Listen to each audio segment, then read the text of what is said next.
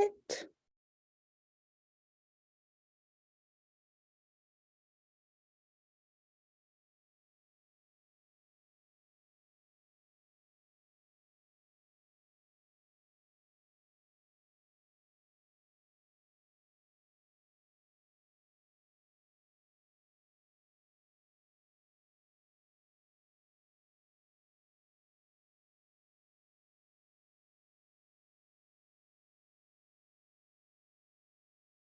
All right. Let's go here. Chat.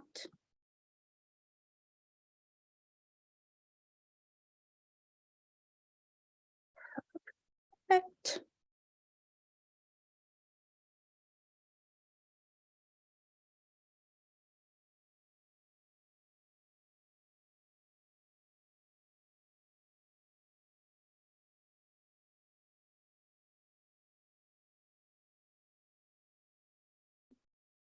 All right. I feel like lots of people have made their way in. It's late enough, so we will go ahead and get started. So I am going to share my screen so that I can show you some slides to go with this. It'll make me pretty small, which I kind of hate because it's fun to get to, have a face. But we're going to do our best here. So the chat is open. So if you have comments, things you want to say, questions you want to ask, you can drop those in the chat. We'll leave time for a Q&A at the end, but I'm also happy to just kind of jump in and answer things. But if you have a specific Q&A style question, you can also just drop that in the Q&A box, and we will get to that for you. All right. So let's screen share here. And I actually, you know what, we're going to save all questions for the end, because it just occurred to me that once I screen share, I'm not going to be able to see your questions. And in fact, you might even see me turn this presentation mode off a couple of times, because I'm going to want to be able to see what you're commenting. And that would be great. All right, so welcome to our keynote. I promise it will be shorter than yesterday's keynote. We are talking today how to up-level your baby prep by sharing the physical and mental load. And I am really, really passionate about this subject, so I am super excited. Also, I tend to talk really fast when I'm passionate. So if I'm talking too fast for you, just let me know in the comments. And Nikki, if you see that comment, shoot me a text, because I can't see the comment thread when I am in this mode. But I get excited sometimes. All right.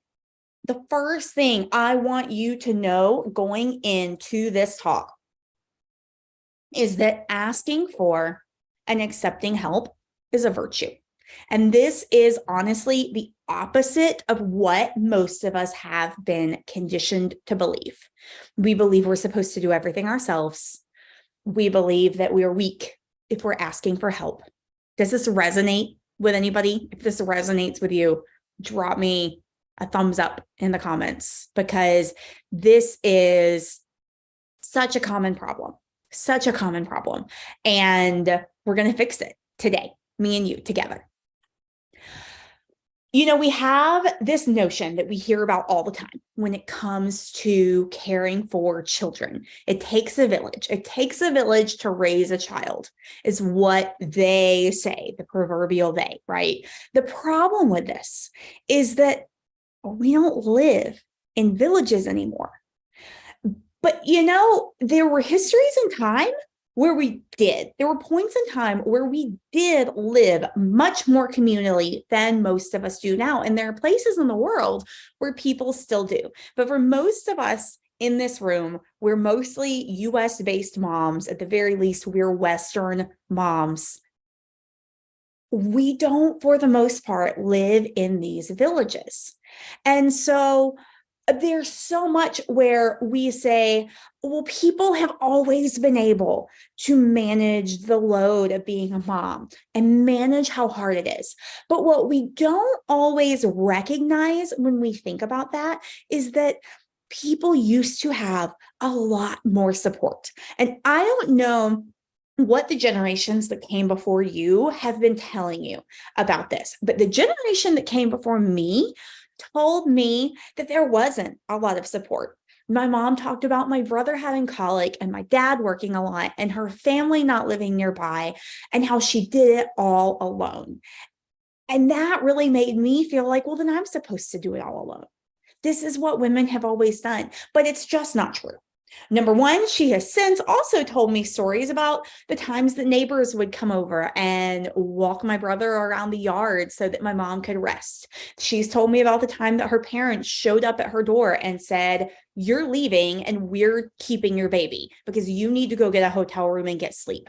People were taking care of her, but that's not the story that was ingrained in me. The story that was ingrained in my psyche was, I did this alone and you can too. And that's a really harmful story, even though no one was ever intending to be harmful by telling it to me. And then when I look back even further, well, sure, historically, moms did do more of the childcare than, say, dads did 100 years ago, 200 years ago. That's because they weren't in the labor force. They weren't working and earning livings. Working class families always have had to do both. And you know what? Historically, working class fathers were actually significantly more involved in child rearing. That's just not what we hear about because we hear about elite classes. That's what history talks about. History talks about these elite classes of people where, sure, the moms did it all, but they did it all without having to do the other things, without earning a living, without going to work. And because we're mostly hearing, when we learn about history, we are mostly learning about these elite classes. A lot of them also had servants. So the moms were doing it all, except they weren't. They weren't the ones responsible for keeping their houses up. The ones who were working, who were busy, who were working class families, they lived communally. They lived in closer together housing where the neighbors were helping. All of the neighbors were helping each other. We don't live like that anymore. And so what that means is we have to really carefully and consciously cultivate our villages. Because if we don't cultivate them, they're not going to exist. Particularly, this has been true for, I would say, the last 20 to 30 years, probably. Since really like major feminist movements of the 60s and 70s that brought women in droves into the workforce.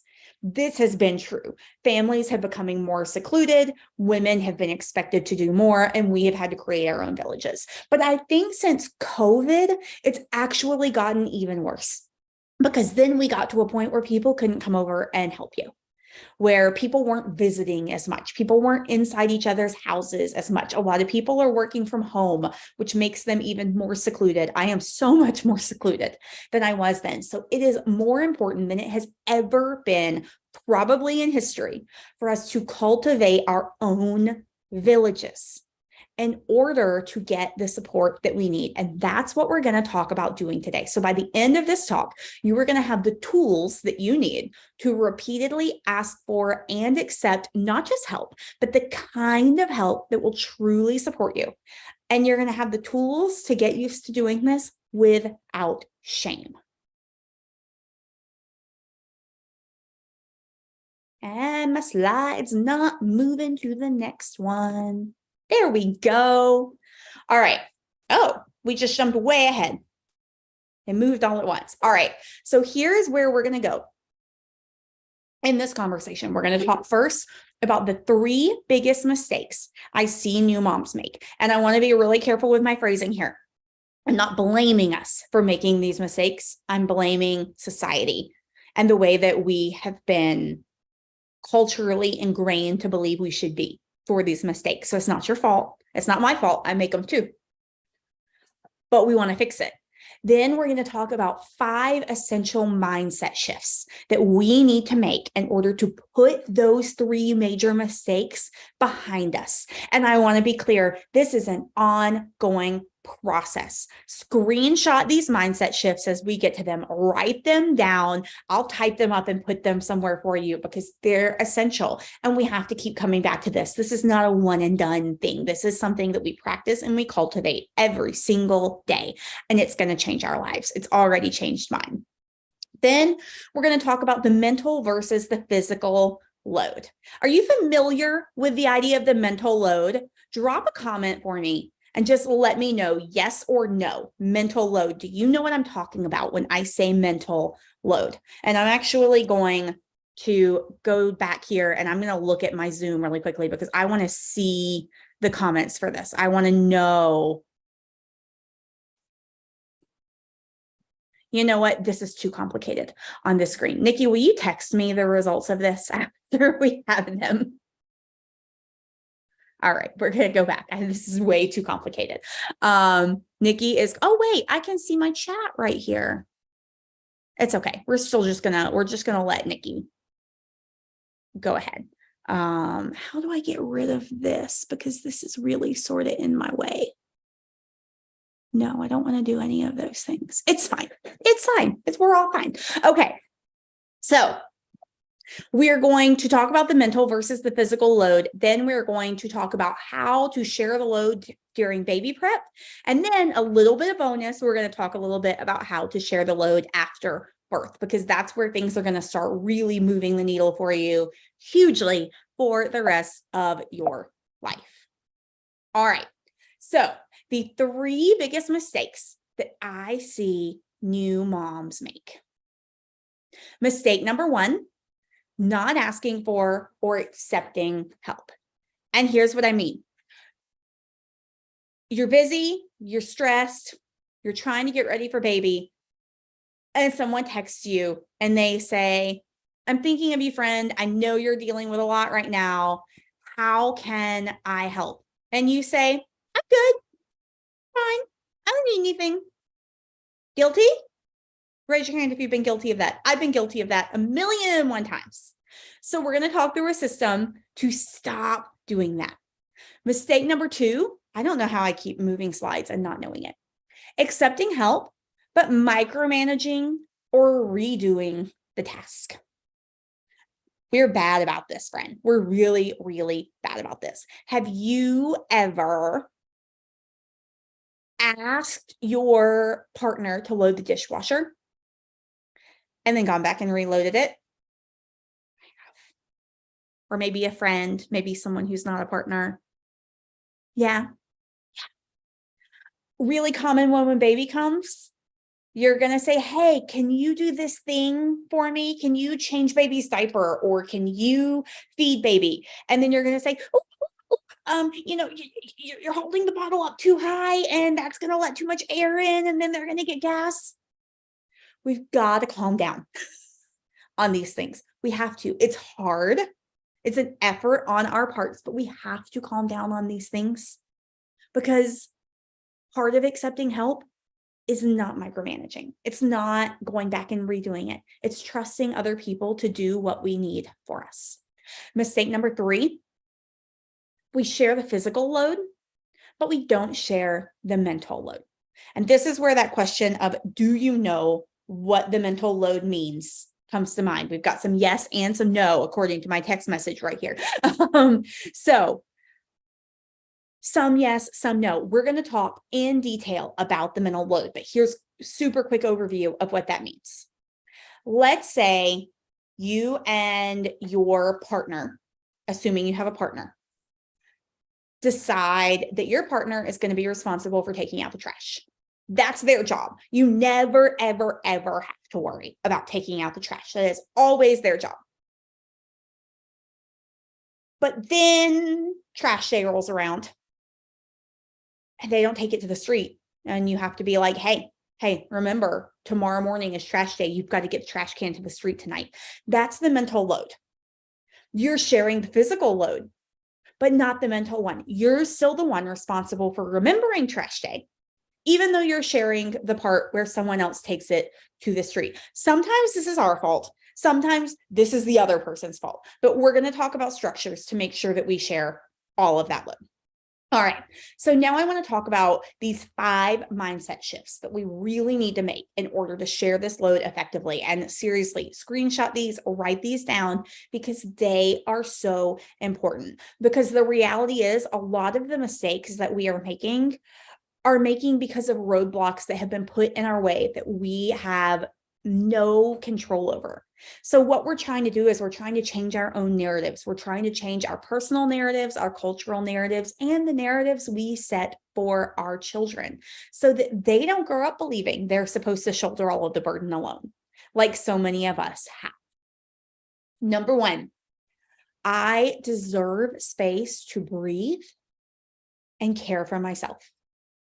Really good example of this when I was on maternity leave and my husband was back at work. He would come home and he would say, I'm really tired from work today. Do you mind if I just take a shower? And I would get furious, so livid, because I wanted to throw Jack at him. Like I wanted to toss that baby in the air and be like, catch, I'm gone, I'm done. I've been with this kid alone all day long. And this was a really tough thing to balance, right? Because he had been at work. Work is tiring. Work is hard. You do need time for you. And when you go back to work, if that's what you're going to do, you're still going to need time for you. But also, he'd gotten to go to the bathroom alone. He'd gotten to go have breaks by himself in the quiet. He'd gotten to sit down and eat a real lunch. So I was like, no, I don't want you to take your second shower of the day. I want you to care for our kid because I deserve the space to breathe and care for myself. I deserve to go to the bathroom alone. I deserve to also take a shower. We have to believe we deserve these things to get other people on board to really support us through them.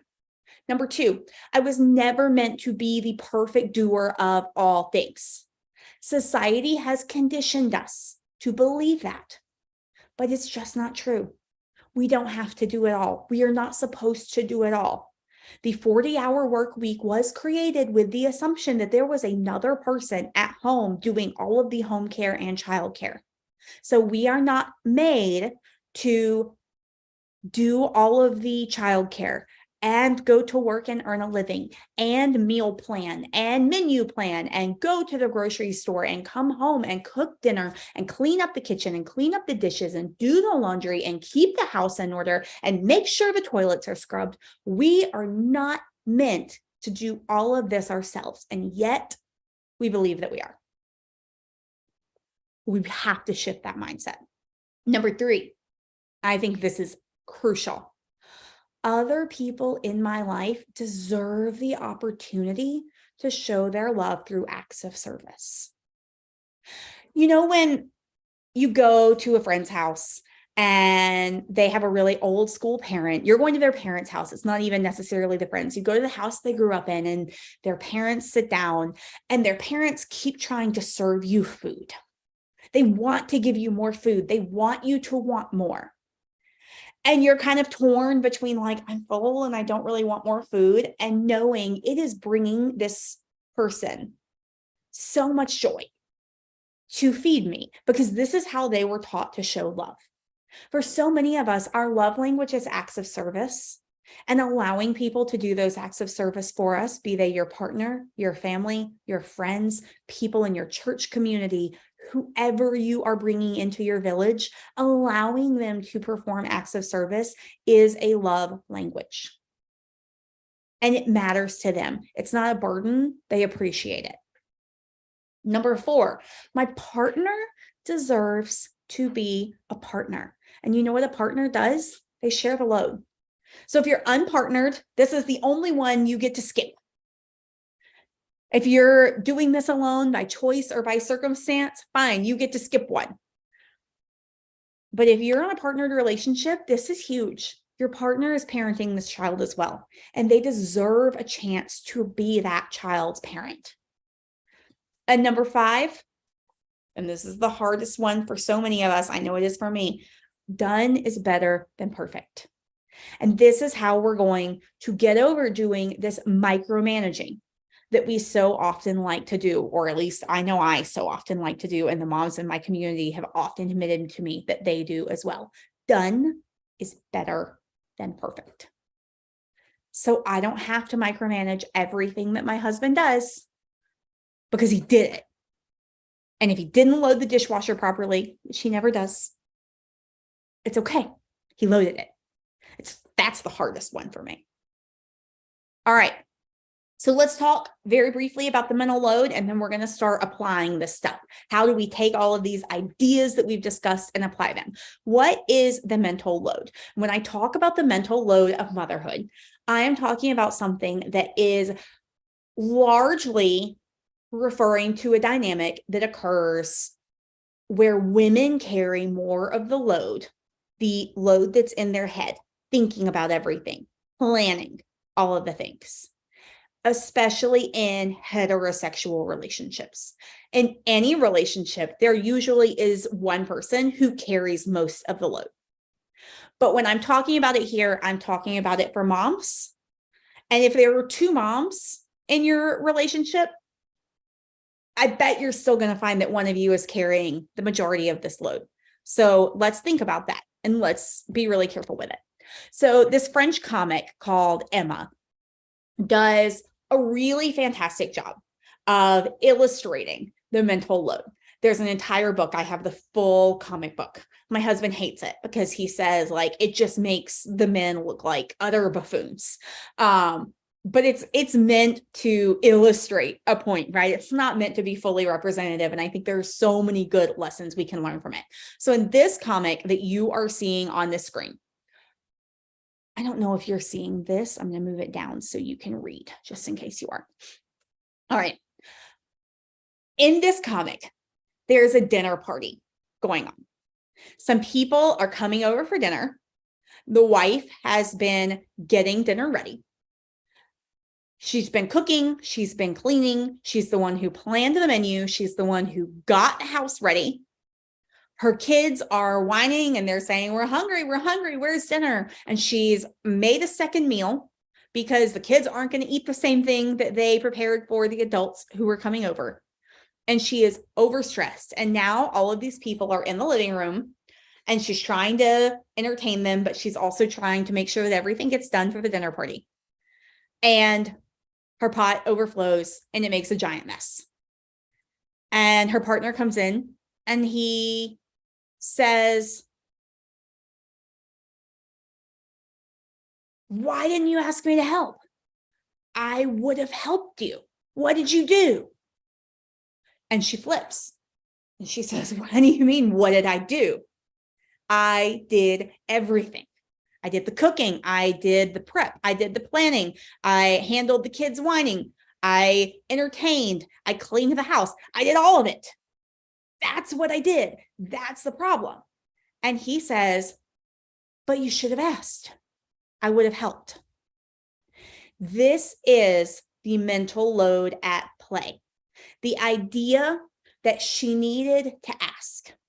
The idea that she looked around her house and she saw a home that needed to be cleaned, meals that needed to be prepared, groceries that needed to be purchased, vegetables that needed to be cleaned and chopped, children who needed to be fed, guests who needed to be entertained. And she saw all of it. He did not see to notice that he should help. This is the entire encompassing idea of the mental load. Why did it go backward? When one partner shoulders more of the burden of planning, thinking, and is basically the project manager of the household, this is called taking on the mental load. And if you're the one who is always responsible for getting the kids from point A to point B, who schedules the doctor's appointments, who recognizes when the shower is clogged and calls the plumber, you're the one handling the mental load. There's nothing wrong with you for this. And there's nothing wrong with your partner for this. In most cases, the partners aren't bumbling buffoons. This is just how we have been socialized. This is just what we have learned from watching our own families, from watching television, from consuming media. This is the dynamic that we have learned, that one person is the thinker and the doer, and the other person does what they're asked. And a lot of times this comes across in a relationship as if one person is better than the other. What my husband used to say to me before we did a lot of work on this was, but you're just better at this stuff. You can hold more in your brain, so you're the person to think of it. And I eventually had to realize that's not true. I just have to be better at it because I have to do it. And you just think I'm better at it because you've been taught that this is what the mother does. This is what the wife does. And we've worked on it, and it's massively changed, and it is so freeing and so empowering. So our goal with these last two sections of this talk is to develop a plan to share the load. And I'm going to give you some tools to help you do that in the talk. And then I'm also going to give you a tool you can download that will help you with it. All right. The first thing you want to do is you want to schedule a time, if you are partnered, to sit down with your partner. If you are not partnered, you still have support people who you are bringing in to help you. Maybe it's your mom. Maybe it's your sister. Maybe it's a friend. Maybe it's a colleague. Maybe it's someone from one of the groups that you're involved in. Maybe there are multiple people, but whoever your major support person is, have a conversation with them about what they're going to help with, what they're going to support you with. I'm going to talk about it here in the terms of partnered relationships, but this is still important even if you're not in a partnered relationship. You want to schedule a time to sit down together, and you want to talk about this very openly. And I want you to have a scheduled time for two reasons. Number one, this is not meant to be accusatory. So if you tell your partner, hey, I learned about this mental load thing, and you try to explain it to them, they're probably going to be like, whoa, you're telling me I'm not doing my share? And they're going to argue with you, and they're going to fight back. And that's not the goal, because you're not trying to accuse them of anything. Remember, this is something that we have all been socialized into. This is a dynamic that we have learned. None of us are at fault for this. And number two, if you have this scheduled time, you also can schedule an end time. And what this does is this allows you to work together to say, we're going to talk through this kind of tricky thing. And we're going to both come to the table prepared to talk about the tricky thing. And then when we're done, we're going to be done talking about the tricky thing, because otherwise it can start to sound like nagging, or one of you might shut down because you don't know how long the other one's going to go on, and something's making you feel bad. So if you say, hey, on Tuesday at dinner time, we're going to sit down to dinner. We're going to talk about this. We're going to work on it for 30 minutes, and then we're going to be done. We're not going to talk about it for another week or two. That's what's going to support you the best. You're going to make a list of tasks that are commonly done in your house, and we're going to talk about some of those. And you're going to assign a task to each partner. And please note that I have the word together right here. This is not you sitting down and saying, hey, honey, here are your tasks. This is a partnership, and this is something you are doing together. And then the person responsible for a task on the list assumes responsibility not just for the physical task, but for the mental load of that task. And we're going to get to an example of this in a minute. So when we talk about the mental load, we're talking about this cognitive labor. This is a good one to screenshot for when you're working on those tasks together. You're talking about the person who is responsible for taking out the trash. They're anticipating the needs. How often does the trash can need to be emptied? Do we have trash bags under the sink? What day is trash day to go out? Are the trash bags we need on the grocery list in time for whoever is doing the grocery shopping? They're anticipating all of the needs. They're identifying options for filling those needs. They're making the decisions, and they're monitoring the progress. They're saying, hey, I said I was going to take the trash out every 2 days, but it's overflowing. So maybe I need to do it every day. It's all one person's responsibility. A diaper pail. Clearly, I love the trash example because honestly, this is like one of the biggest places where I see it in my own house. An example, you ask your partner to empty the diaper pail. And after they empty it, you refill the bag. And a few days later, it's full again. So you ask them to empty it again. And they do. And then you realize that it's trash day and they didn't know, and you have to remind them to take out the trash. You're sharing the physical load. You're not sharing the mental load. So when you make these assignments, one person is responsible for the full load.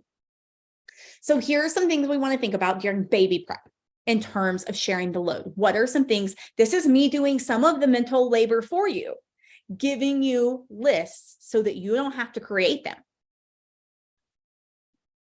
One question to ask yourself for baby prep: what brings you joy to keep for yourself? And this is true for your partner if you're partnered as well. What brings them joy? Give them things that bring them joy. Let them choose things that bring them joy as well. For me personally, this is not necessarily your list. I love decorating a nursery.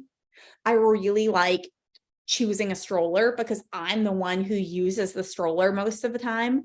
My husband has never been big into strollers, so I really cared about that.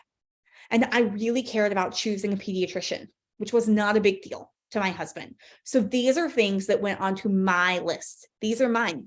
I'm keeping them because they bring me joy or they matter to me. Maybe I hate them, but they really, really matter to me. But especially if they bring us joy, we want to keep them and we want to make sure our partners get to do the same. Then we want to ask, what adds stress for us that someone else might do well? So for me, this is assembling nursery furniture, which mostly I actually wouldn't mind, but when I'm pregnant, like getting up and down off the floor, no fun. So I liked having someone else assemble the nursery furniture. Choosing a car seat and learning how to use it properly. This is actually a recommendation. If you saw Michelle's panel from Safe in the Seat, she's the one who makes this recommendation. She has this incredible set of information for car seats. She has a buying guide to help you choose a car seat. And then she has a course to help you learn to use it. And she says, this is something I love having people assign to the birth partner because it can be stressful. It can feel time consuming because anything involving baby safety feels like a really big deal. And it lets the non-birthing partner do something really, really important for baby. It's so important. So I love this as something to offload. I will tell you, I did not do this. I chose the car seat and I learned to use it. And I tried to teach my husband. And with an almost 6-year-old, it still bites me. He still says, hey, will you come check the car seat installation when he reinstalls it somewhere because we moved it to another car? Like, I should have done this one. It would have saved me so much time and stress. I think it's brilliant. For me, sterilizing bottles and pump parts. I put bump parts. That's funny. Sterilizing bottles and pump parts, pacifiers, things that come in that need to be cleaned for baby, laundry. I hated all of that. So for me, these were really good things to offload. And I will say these were not all offloaded to my husband. My mom did all of my baby's laundry because she wanted something to do to help, and I hated it. So I was like, wash and fold all the little things. I will put the labels on the drawers for where they need to go, and you'll know where to put them, but you're going to wash and fold all the things. This is how we activate our village. And then think of what are some tasks that you and your partner can do together. If you're in a partnered relationship, I think this is so important. There are so many ways in which having a baby really makes us feel stress and tension with our partners. And I want you to do things together intentionally that don't relate to baby, but also that do. So really good ideas for things like this are taking a birth class. If you bought Lowe's birth class, or you're going to do that, or you're going to do a different birth class, taking your partner with you or having them do it with you can be a really good idea. Taking an infant first aid class. I will not overemphasize, I cannot overemphasize the importance of taking an infant first aid class. You need to know infant CPR. When your baby is no longer an infant, you need to know regular CPR. I have personally saved a little boy's life because of one of these first aid classes. And it was one of the most traumatizing moments of my entire life. But that little boy has a life because I took the class. You need that class. You need anyone who is caring for your baby to take that class. And you need to, this is a great thing to do together, a really great thing to do together, because honestly, it's scary. When you're taking classes like this, you're like, oh, we're preparing for the worst things we don't want to have to think about. Doing it with someone is actually really supportive and really helpful. we liked putting the finishing touches on nursery decorations together. So I chose all of the decorations. My husband assembled the furniture, and then together we placed everything and organized everything and put the stuffed animals on the shelves. And it was just a very kind of sweet moment together, and doing a hospital test run. And this with a support person, no matter who your support person is, whoever is going to support you during labor and delivery, do a hospital test run. Know how to get to your house from the hospital. Know what route you're going to take if there's traffic. Know what route you're going to take if a road is shut down. Know where you're going to pull in to get dropped off at labor and delivery. Know where they're then going to go park. Do a test run. You really want to do a test run, I promise. And doing that together is a really good way to sort of form partnerships. So those are some things you can do to share the mental load before baby. Then I'm going to talk very briefly about sharing the mental load after baby, and then I'm going to pop off screen share and I'm going to take some of your questions. So sharing the load after baby. It's so important to have a plan in place for this. It's so important to have a plan in place for this. It will support you not only postpartum, but for the rest of your life. The earlier you can figure out sharing the load with other people, the better the rest of your life is going to come. Your boundaries will be stronger. Your support systems will be stronger. Your willingness to realize when you're overloaded and act on that will be better. Go ahead and start it now. One thing you can do to really help with this, you can create a responsibilities list. So this is what we talked about, but it's not just for getting ready for baby. It's not just who's going to assemble the nursery furniture, who's going to put together the baby swing, who's going to learn about the car seats, who's going to choose the pediatrician. Now we're doing it with what's at home. Who's going to take out the trash? Who's doing dishes? Who's doing laundry? Not everything has to be one person's. So you want to break this list down, and it's going to take some time to build it, but I am going to give you some examples. And there are going to be some things that one person takes responsibility for, and there are going to be some things you share. So we'll talk about that. But have your sit down conversation. And for the things that you are one person taking responsibility for, fully take responsibility for them and write it down. You want it on paper. I promise you want it on paper. Then you're going to create a shared list. So in my house, there are a lot of things that we do separately. One of us handles certain bills, the other handles other bills. One of us handles, one of us handles repairs. One of us handles cars. There are all sorts of different things that we share the responsibilities for. But there are other things that we both do. We both go grocery shopping. We both meal plan. We both cook. We both clean up. We both do dishes. So create a shared task list of recurring household items that you both dislike doing or that you both really like doing and neither of you wants to give up. Share this list on your phones and divide it up, daily tasks and just recurring tasks. And for the daily tasks, you can either alternate daily. One person does one, the other person does the other day. Or you can do, and this is what we did after Jack was born, you can say nobody gets to go to sleep until everything on this list is done. And this daily list is going to constantly change. You can update it together. So we first started doing this shared task list when Jack was a newborn. And I was exclusively pumping. He had a recessed jaw. He couldn't physically latch. And for some reason, I decided I just really want to pump. I told myself at first, I don't care. I'll nurse if I can. I won't if I can't. But in that moment, I was like, I just really want to nurse. So I was exclusively pumping. And that takes a lot of time. It takes a lot of time and a lot of effort to be an exclusive pumper. So I was exclusively pumping. And what happened was that one night, my husband was getting ready to go to bed, and the kitchen was mostly clean, like the basic things that I wanted to be done were done. But the pump parts and the bottles were a mess. And you go through so many bottles and pump parts when you were exclusively pumping. And there were a few other things that were a mess.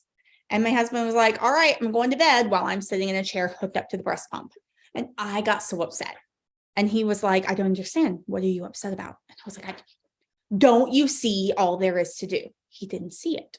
He didn't see it. He didn't know that we needed new clean bottles and milk poured into them, portioned out for the overnight feeds. He didn't know that, because that wasn't part of his mental load. And because honestly, we hadn't done any of this work yet at this point. This was the moment that actually started all of this for us. And he said, okay, I know you don't want to tell me what to do, but the reality is I don't know what to do. So we're going to make a list. And he downloaded this app called AnyList. Now you can just do it as a note on your phone, but at the time that wasn't a shared thing. And we created reusable tasks. And we said every day, neither of us goes to bed until these tasks are done. Now, this is not a full house making everything absolutely perfect list, because with a newborn, it's too hard. You just can't do everything all the time, and it's okay. And if you leave some dishes in the sink, it's not going to hurt anything. But the things that really do, and you choose what these things are, you know what matters to you. The things that really, really, really do matter, those go on the list. So before either of us went to bed at night, pump parts had to be sterilized and clean. Bottles had to be sterilized and clean. Milk had to be portioned out for overnight. The sink had to be emptied. The dog had to be fed. Those are the things we cared about. And neither of us went to bed until they were done, which sometimes meant after I finished pumping, I had to do things before I could go to bed. And sometimes it meant my husband finished all those things while I did my last pump of the day. But it created a level of equity and lack of stress that was instrumental for us in those really hard early days, especially because I was dealing with postpartum anxiety. Speaking of, there's growing evidence that shows that the connection between severe perinatal mood disorders and lack of sleep. A lot of growing evidence. And that's really scary, because when you have a newborn, you don't get a lot of sleep. That's just how it is, right? So one of the things I really want you to do when you are talking about sharing this load is create a sleep plan. If you are partnered, create it with your partner. If you're not partnered, create it for how you're going to get help during the day so that you can at least take naps. If you're bottle feeding, this is pretty simple. You sleep in shifts. One person sleeps from 9 p.m. to 2 a.m. and the other person sleeps from 2 a.m. to 7 a.m. And that doesn't mean that you only sleep for that time. It just means that when the baby wakes up during your wake window, you also wake up. And when the baby wakes up during your sleep window, you don't listen to it, you ignore it, the other person is going to handle it. For breastfeeding families, it's a little trickier. But what I often hear from moms is it's not possible for me to sleep on breastfeeding. And it's just not true. It's harder. It is harder. It's a lot harder. But there are a few ways to handle it. One way is that the partner brings baby to mom for at least one feed a night. I prefer 2 feeds a night. If that's the route you're going to take, I really prefer 2 feeds a night, because you need sleep. They watch baby, they help baby latch. They can put baby next to you in bed, and as long as they're sitting there awake, keeping baby safe, that is completely fine. All you have to do is go, and pull out your boob and feed, and you can stay mostly asleep. And then they unlatch baby, they change baby, they burp baby, they put baby back to bed. Because here's something we often don't think about if we don't have children yet. When you are getting a baby back to sleep, it's more than just feeding them. It involves getting up, turning on some kind of light, changing their diaper, maybe putting on diaper cream, burping them after they have eaten. If your baby has reflux, you're probably holding them up for 20 minutes after they finish feeding. So this is not a quick up and down back to bed. So sharing that is huge. If you're willing to bottle feed at all, it can be either because you're combo feeding with formula and breast milk, or because you're pumping breast milk. Either way, getting a shift where you just don't wake up once really is ideal, especially once you've established your breast milk supply. So maybe for the first week, you do the partner brings to you thing. And then after that, if you are pumping or combo feeding, you can drop one of the feeds. I have listed here mom feeding or pumping in the closest shift to midnight to 2 a.m. So prolactin levels, which is what is very heavily responsible for your milk supply, they peak between midnight and 2 a.m. So for your milk supply, it is most important that you feed as close as possible to that window. Don't wake your baby to feed in that window. If they don't wake up till 3, it's okay. But whatever feeds are closest to that window, if you're breastfeeding, that's really one you want to make sure as moms, and you can create your sleep plan around that so that you're up during that window, but you're not up for another feed or two. I promise this is really, really, really instrumental. It's something most of us don't plan for. If you were in our opening session, you might have heard me say that night, my husband and I had this real cute plan that we were just going to support each other and both get up together every single time. And by day 3 at home, we were just both like a puddle of misery, and we were fighting and arguing, and I was constantly in tears. And my mom was like, I am going to be your night nurse. I am going to take your baby tonight. You two go sleep. And we gave the baby to my mom. We gave Jack to my mom. By Branham, we had a system because we knew, but with Jack, we had no system and it was bad. So we gave Jack to my mom for the night. We slept. John slept through the night. I woke up at 2 a.m. and pumped and then went back to bed. And the next day, we were so much clear-headed and so much more coherent that we were like, okay, we have to make a plan. And I worked with my lactation consultant, and it's how we made our plan that has worked for me now for both of the babies. All right. Things you can offload to improve sleep. At least 1 feed a night through that plan, or at least not being the one who gets up and does all the extraneous things. Selected household chores so that you can nap. People tell you to sleep when the baby sleeps, and it is the most infuriating advice because you're like, but when are the floors going to get cleaned and the dishes going to get done and like the toilet's going to get scrubbed? Like, these things don't go away just because I have a baby. Offloading any of this that you can to your partner, to anyone else who is helping you.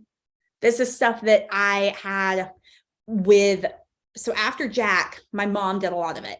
After Branham, we had a babysitter, one of Jack's babysitters, who I hired to pick him up from school, come home, do my dishes, wash my pump parts, and leave. And that was my offloaded task. I wasn't giving my husband more work because he was in a crazy season with his job. It was just like, I'm not going to do the school drop off and pick up for the older kid, and I'm going to have these dishes done.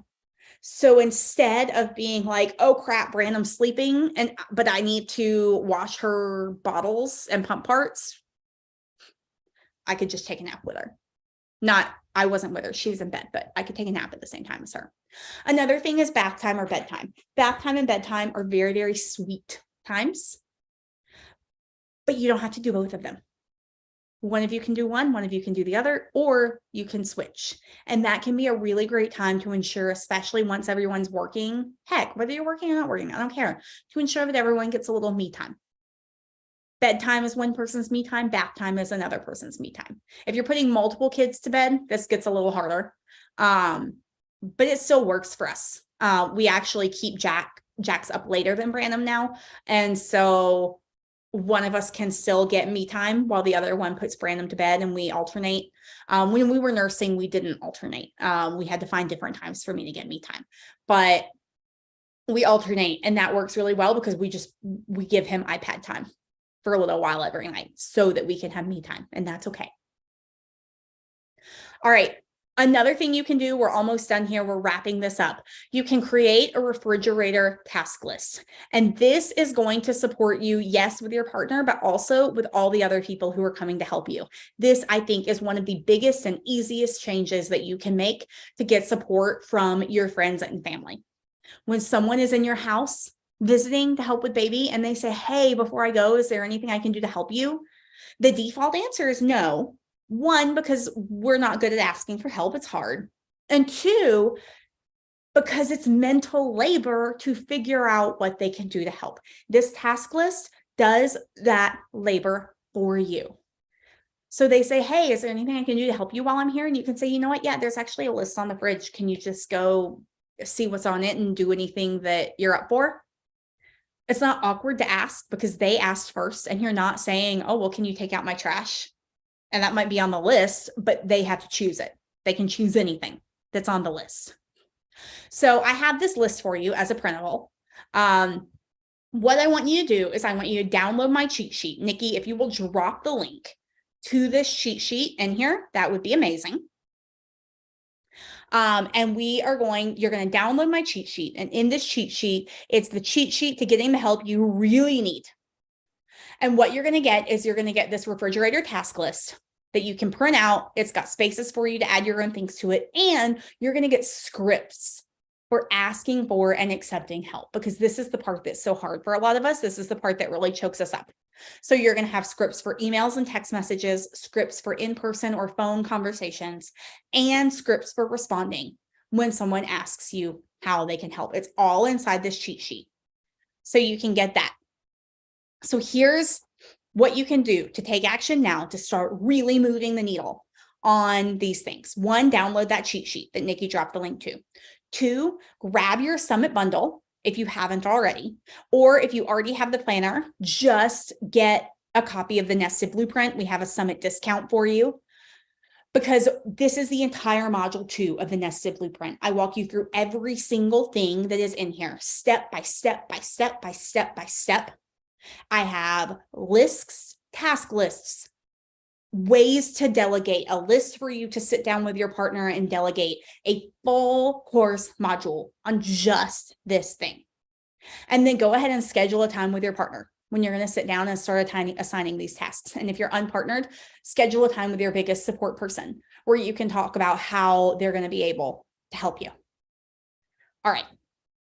I'm going to stop sharing my screen. And before I look at all of your comments, which I'm super excited about, we are going to hear a quick word from one of our sponsors because I was supposed to do that at the beginning and I forgot. So we have 2 sponsor videos we have to play before we can totally go. All right.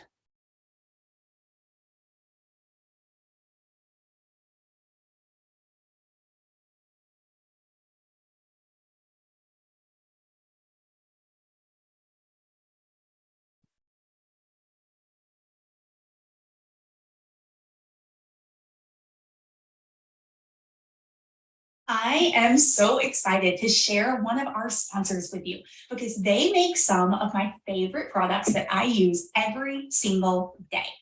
They were chosen as one of Oprah's favorite things in 2019, and I kind of felt like a badass because I knew about them first. Since 2017, I have slept delightfully well on Cozy Earth sheets, and I did a literal happy dance when I found out that they had ventured into the pajama market. You deserve the utmost comfort and luxury during this time, friend. And that's why Cozy Earth has a range of premium bamboo pajamas that are designed to cater to your unique needs. Their innovative fabric ensures that you can enjoy versatility and flexibility throughout your pregnancy and postpartum period, while also regulating body temperature for a peaceful night's sleep. Plus, their easy access design makes nursing a breeze if that's your baby feeding choice, ensuring that you can focus on bonding with your little one. Their pajamas and sheets are temperature regulating, made with stretch knit fabric for extreme comfort and flexibility, and superior softness for sensitive skin. I actually have their sheets on a rental property that I manage, and I cannot tell you how many times people have come to me after a stay to ask for the details on how they can get their hands on these heavenly sheets. Their words, not mine. And get this, for just this summit, Cozy Earth is offering an incredible deal. I'm talking Black Friday doesn't always look this good. Use code UndefiningMotherhood40 for 40% off at checkout. Good for products site-wide. And be sure you're playing bingo so you can be entered to win a set of their premium bamboo sheets, the exact ones that have helped me sleep better since 2017. All right. So let's see if there are any questions. Zerlyn says, I did so much research on the stroller and I can't, I want to know, which one did you choose? Strollers are fun. I love to actually own way too many strollers for this exact reason. Okay, where can I find the classes? Bonnie wants to know. Infant first aid, CPR. Yes. Okay. This is an excellent question. Your local hospital will have classes for all of these things. If you are looking for things like labor classes, you can do them in your hospital or you can do them online. I love some of the online ones because you have the ability then to, one, do it in your own time, but two, you actually then have the ability to choose one that suits your delivery preferences the best, whereas the hospital one is going to be kind of generic. The only benefit, well, that's not true. There are numerous benefits to the hospital ones. They're often in person. They're specifically based on what's available at your hospital. Sometimes they include a tour. So those can be benefits. If you do an online birth class, I would personally recommend also doing a hospital tour separately, so that you get that information at the tour. The Labor Mama, has a course that she offers that I have not personally taken, but I've heard really amazing things about. So definitely watch her session from today. And then in terms of CPR and first aid, you can do them through your local hospital. You can also look up the American Heart Association website and the American Red Cross website, and they both offer classes. So the CPR course that I did, the infant one, was through my hospital. I actually think Mommy Labor Nurse might offer one, although I like a really accredited agency for that. The child CPR, just everyone, once they're not an infant, CPR is the same for everyone. So that just basic first aid class I did with the American Heart Association, and I continue to do that with them. When you do these things, you really want to keep doing them. Because a lot of this stuff is muscle memory. So the time I mentioned that I actually performed CPR on a little boy, he was 5 years old, and I was in a play place. There were about 60 adults around because there was a giant birthday party happening and everyone froze. And I performed CPR and my husband called 911. And actually, after the fact, a paramedic came over to me and was like, hey, is there anything I can do to help? And I was like, yes, please take my spot here. But I would much rather he had been the person who had done that, right? He's trained for it. But it was so chaotic that people didn't even know what was happening, and a lot of people froze. And it really reiterated to me the importance of muscle memory. So like, these are the kinds of things that you don't just do once, you do over and over and over again. We refresh every 2 years. And if you work in like a higher risk situation, or if you have a higher risk child, then I would recommend doing it at least every year. Okay, so that's through your hospital, American Heart Association, or the American Red Cross. All right. Yes, Zerlyn, the cozier pajamas look great too. They're amazing. Between Cozy Earth and Kindred Bravely, it's all I wear. And now that I'm not done nursing, I'm transitioning back to Cozy. I bought so much Cozy Earth. So Cozy Earth is offering 40% off for summit participants through tomorrow. And when I tell you Black Friday doesn't always look this good, I'm not joking. I met them in 2017 when they were a brand new company at like it was a, what do you call it? Like a market show. We were renovating our house, and a friend who is a designer took me to this show that you have to have a buyer's license to go into. And I met Cozy Earth there, and I felt their sheets, and I was like, what is this insanity? And I have literally followed every sale they've offered since 2017 because their stuff is expensive and you want to buy it on sale. And like Black Friday often is 35% off. So when they told me they were doing 40% off for the summit, like, I about lost it. There were some squeals to be had in my house. So yes, their pajamas are incredible. They're breathable. They do intentionally make a lot of low V-necks as well as a lot of button-ups so that you will have nursing access. They don't bill them as nursing pajamas, but they have told me directly, like, we intentionally designed them to make sure that they are, for the most part, very nursing and postpartum friendly. So I cannot recommend their pajamas highly enough. I can't recommend their sheets highly enough. We're going to do a sheet giveaway today. And the thing to know about that code, it ends tomorrow. most of the other codes, the companies are keeping open through May. Cozier ends tomorrow. So like, that's one that's one to go ahead and jump on, because it ends tomorrow. It's not coming back. And honestly, if we're not buying enough from them from that code, they're not going to give this to me again for us to have again in the future. So like, if you're on the fence about that one, a lot of this stuff, I would say add it to your registry. Someone can buy it for you later. Yes, you can add Cozier to your registry if that's your choice. But if you're like, oh, I really want to do this, that's one I would do. I really would. I already have, and I'm actually going to go in today and buy a couple more things that I forgot. When do you suggest taking the classes? If I take them too early, I might forget later. That's a really good question, buddy. I would do them in the third trimester. I would do the infant CPR one after, assuming there's no reason to believe that you're due early. I would do it after about 32 weeks. If there is reason to believe you're due early, your doctor's probably going to go ahead and talk to you about doing them. I would do it starting maybe 28 weeks in that case, if you're high risk for a preterm birth. But otherwise, I would do it after about 32 weeks. It's a really great question. All right. Any other questions that anyone has before we wrap up? We share our big announcement and we say sayonara to a killer summit. All right, I'm going to show you one more sponsor ad. You can ask questions if you're still thinking of them or typing them while it's up. I'll take one more look at the question board and then we'll wrap up.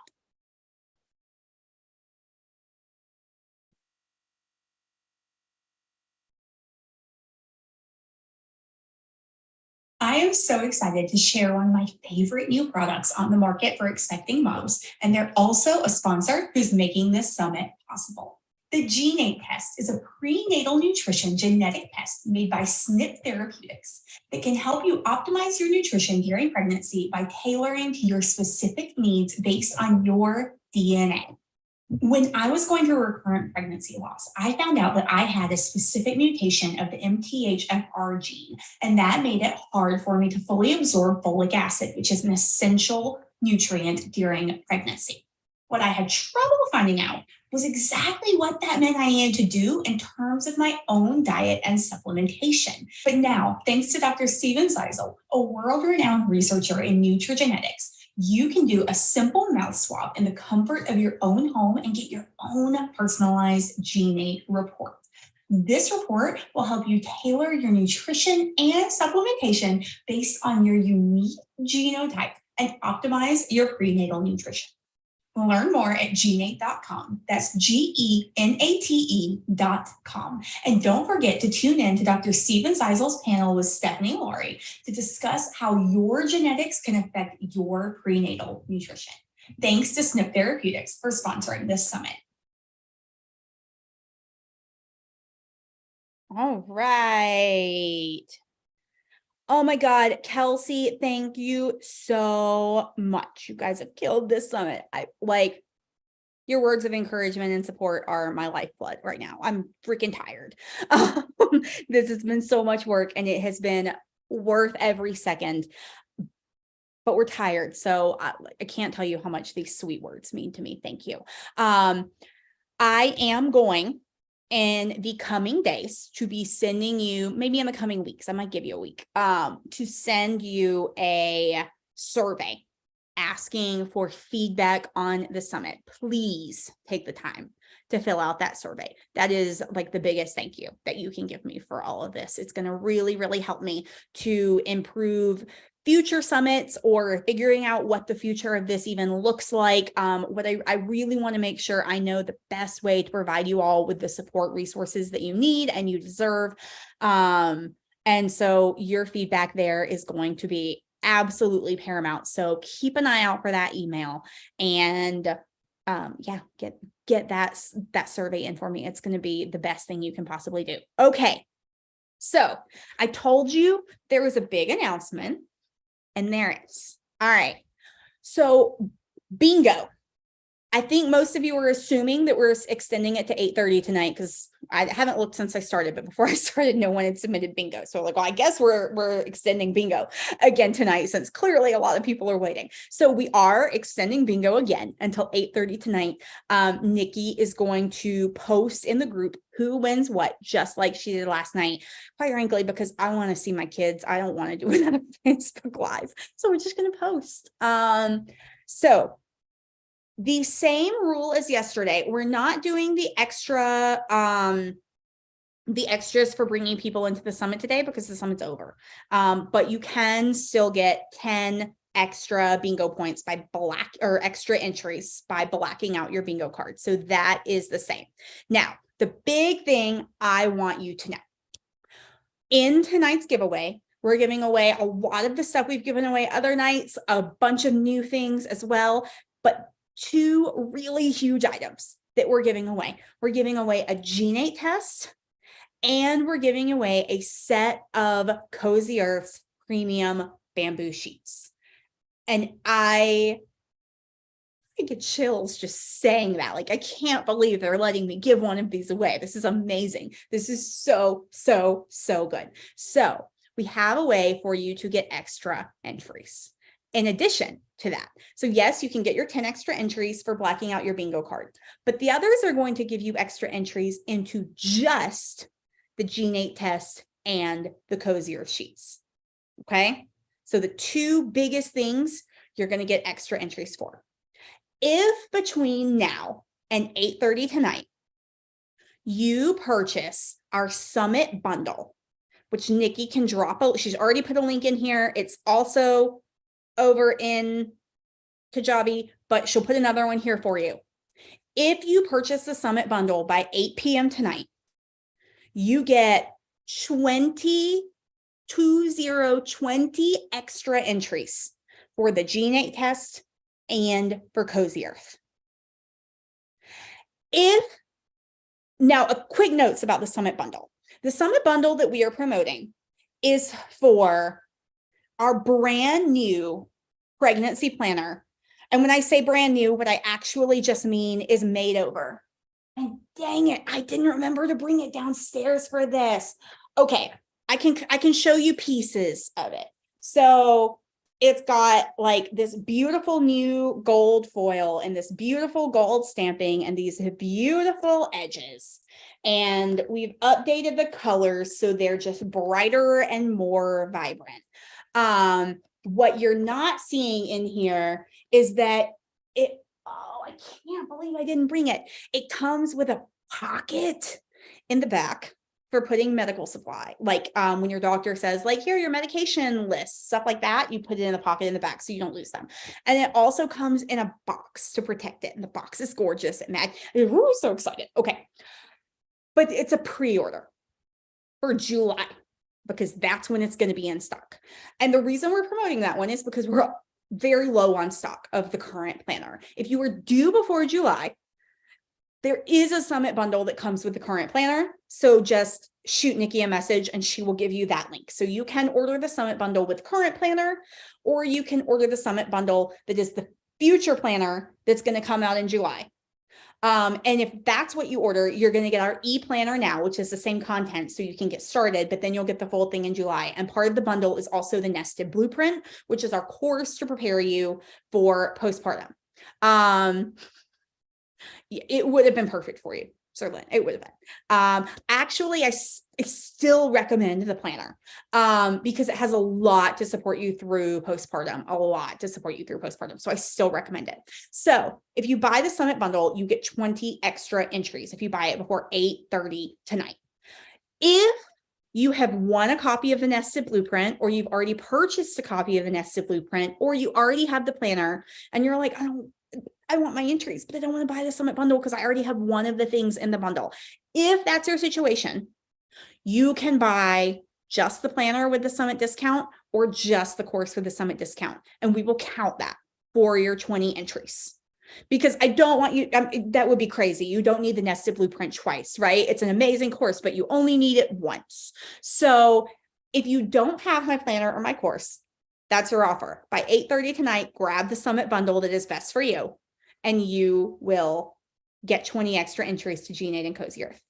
If you already have one of the items, but you still want to take advantage, you get the other one because trust me, you want both. There is a summit discount to make those happen. So don't just go to the website and purchase, get that discount from the links Nikki's put in here, or message her if you have questions.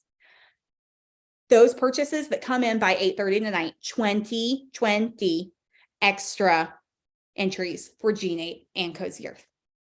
You all have been amazing. I appreciate you. I'm so thankful for you.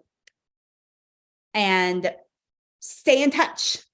Yes, email Nikki if you have any questions, if you need any links for any of those things. We want to make this really simple on you. You're awesome.